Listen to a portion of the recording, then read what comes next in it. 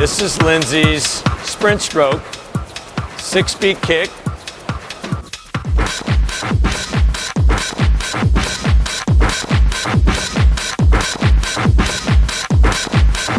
She breathes every 2 strokes. She breathes on the right because that's her best side to breathe. We're just briefly going to talk about the actual stroke and the technique and what I think about when I'm swimming. Here we're looking at the hands. Now the very first thing that I think about when I swim my freestyle, when my hands get in front of me, is I want to put my fingertips down towards the bottom of the pool. That way my fingertips are always pushing back all the way through my stroke, all the way past my hips. I want to make sure that my elbow is high throughout my stroke. Watch how high my elbow is the entire time through my stroke. Fingertips are pointing down all the way through until I finish. Make sure you want to finish all the way back behind your hips. Face looking down, I'm not looking up. I could probably look my head even down even further towards the bottom of the pool.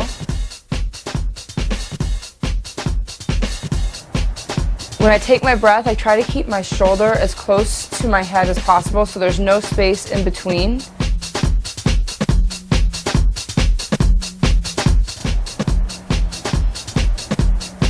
I'm breathing with one goggle in the water.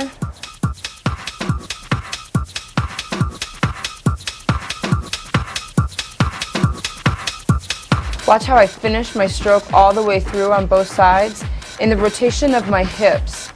Even on the side that I'm not breathing on, my hips open up on both sides. Again, I'm trying to stay as close to the top of the surface of the water as I can. I'm trying not to sink down, especially when I take my breath.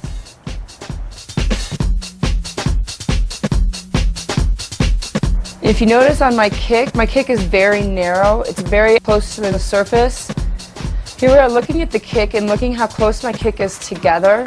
Looking how I'm using lots of knee bend, but not too much. I'm getting most of my power coming from the bottom part of my leg, and especially from my ankle flexibility. My flexibility in my ankles is really important no matter what stroke you're doing. Especially in freestyle, I'm getting lots of power from my ankles. Flexibility is really helpful in the freestyle kick, just like it is in all kicks. Bingo has the world record, a short course version of this race. This is Lindsay's 400 stroke, 2-beat kick freestyle with alternate breathing.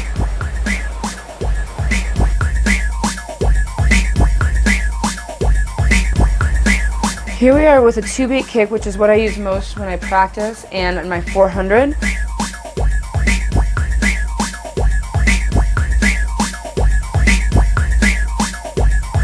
It's the same kind of technique that was with a 6-beat kick.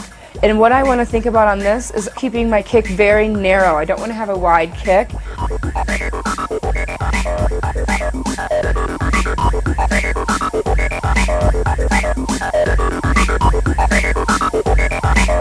I also try to think about getting my heels on top of the water with every kick. I'm going to get a more powerful kick. Still using my ankle flexibility quite a lot, but I still have to position my body so it's again on top of the water. I don't want to be sinking too far down, and when you're not kicking as hard, sometimes you have a tendency to do that.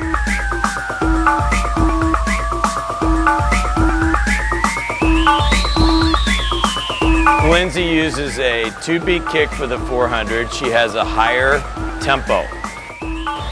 Her arms are at a higher stroke rate. 2 kicks per cycle.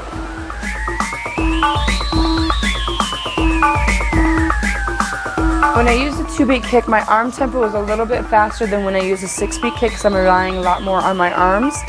So you want to make sure that you don't forget to do all the proper technique even though your arms are moving faster. Fingertips going all the way down, pushing all the way through.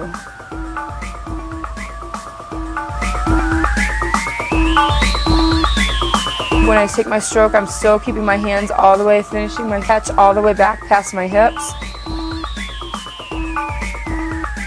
When I take my breath, I'm making sure that I am still flat on top of the water. And when I do a two-beat kick, I breathe to both sides, not just to my right side.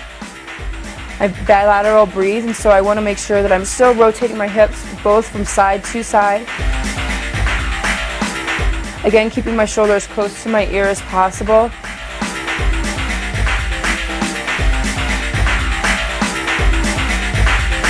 Finishing my stroke, I see my hands are all the way back here by my hips, and I'm looking down towards the bottom of the pool.